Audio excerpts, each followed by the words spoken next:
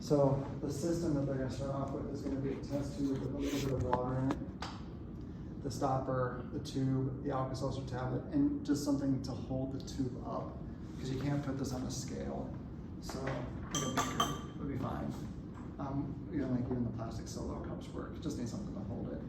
And so when they measure this mass of the initial system, then they dissolve the Alka-Seltzer.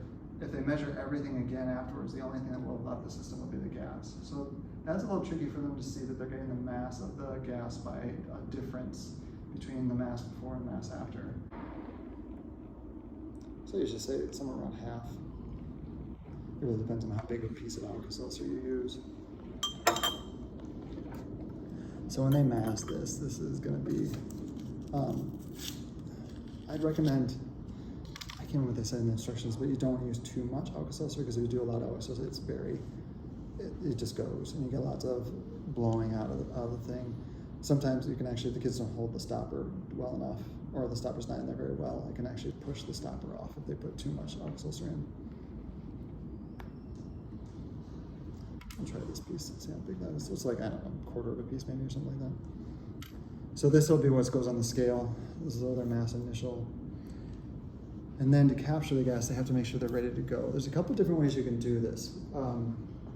There's a couple of, I forget what they're called, Whalen jars or something like that. They're big glass jars, and I think they're 300 mils total volume. And so they're short and stout, so nice and easy to work with. They have a nice flat top. So when they fill that container, they can then put their hand and then submerge it, so that then the tube can go in that and collect the water. We have done it with graduated cylinders before. The thing that you gotta be a little bit careful about, depending on how big of a piece you use, you can actually get quite a bit of gas.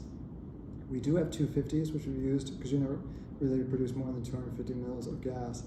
This is not super great for measurements, because it tells you volume increments in fives. So when reading this thing, you're gonna get a little bit more variation in the volume measurement. Shouldn't matter, because we're dealing with such a small density, it shouldn't really make a big difference. And then you have to make sure that they actually read this upside down, and they don't do this and then read the volume of the water, because it doesn't go all the way to the top. It's just a little, it's one of those, if you do the other jar, what you can do is you can just tell them the volume of the jar is blah, and then once that jar is half filled with gas, they take this out, they do that, they take whatever water they got, and they dump that into a graduated cylinder, and then they just have to do a little bit of subtraction to figure out the volume of the gas. Does that make sense?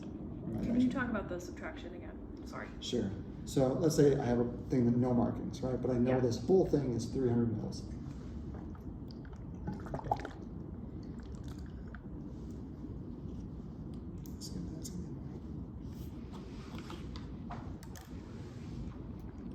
So I'll fill this thing all the way to the top. So I know this thing is filled with 0 milliliters of gas, 300 mils of water, if you want to just kind of think of it that way. Let's see if I can do this really well. They will have trouble with that, just doing that. It's fun to watch them screw it up and then try it again.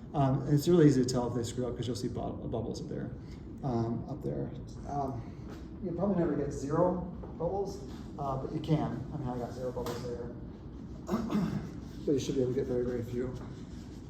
All right, so when they collect the gas, so they know their mass. So they'll set this up. I'm gonna need a second set of hands. Somebody wanna? So I'm just gonna put that over there.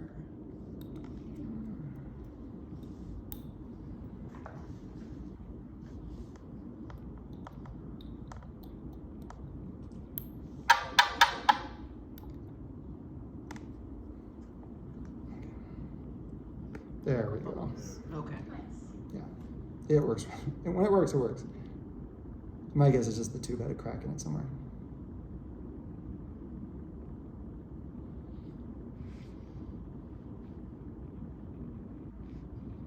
Might actually even be better to use longer tubes as well, so they can actually just. You don't want to. I do have them hold the stopper there, just because it can leak. And it goes for a bit. This was probably about a quarter of a tablet. That's what you suggest? That's what I used. you don't want to use too much because it just won't fit in the tube. And then also it can get, if you use too much, then you get a lot of gas. You could get a lot of gas, and it could be beyond measurable, depending on what kind of container you're using to measure. You could try this with 100 mil graduated cylinders. I just remember when we did that before, we did run into situations where kids they blew out the graduated cylinder. They had more than 100 mils of gas. Usually tell them to go until they stop seeing bubbling inside the tube. And I'll give it a couple taps just for fun.